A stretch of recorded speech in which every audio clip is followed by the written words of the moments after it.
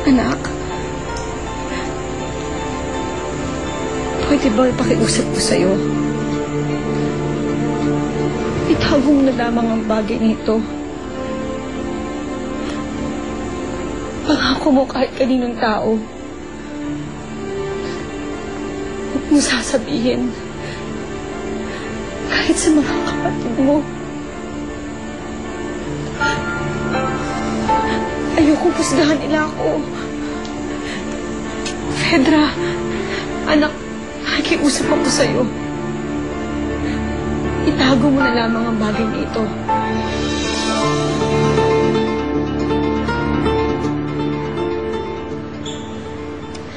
Uy, Bes! Maligyan din naman tayo. Nagugutom na ako. Bes! Hoy! Nandiyan na siya. Ha? Si Jesus? Yung Prince Charming ko. Ha? Prince Charming mo si Jesus? Hindi, ano ka ba? Yung lalaki nakita natin sa party kahapon. Yung bumaba ng helicopter. Yung gwapo. Ha? Nasaan? Alam ko na. Ang alin? Alam ko na kung saan ko nakita yung babaeng yon. Kahapon. Doon sa party. Siya yung magandang babae sinasabi ko sa'yo. Bakit? Kita mo yung ginawa nila sa organ?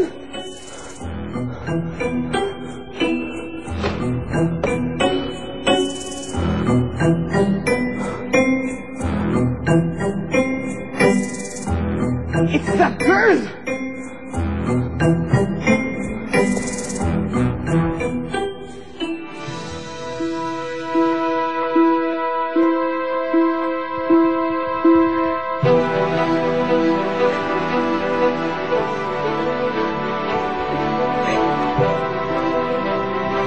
Patawarin niyo po ako.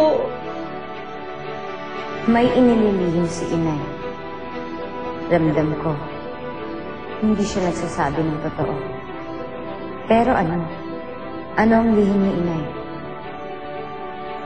Nagpatong-patong na po mga kasalanan ko sa inyo.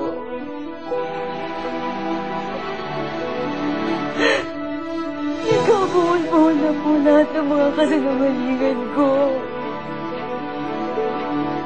Patawarin niyo po ako. Gusto patawarin niyo ako. Nakakaintriga, ha? Kailangan malaman ko ang totoo. Kailangan malaman ko kung sino talaga yung Soledad Romero na yun.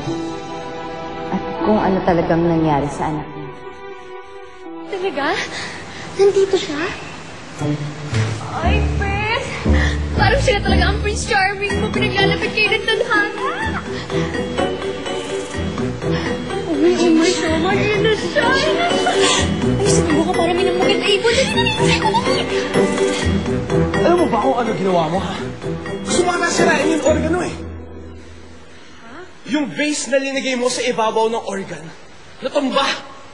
Yung tubig, nabasa yung teklado. Alam ba kung gano'ng kamalang isang organo, ha? Sa susunod, mag-iingat ka! Stupid!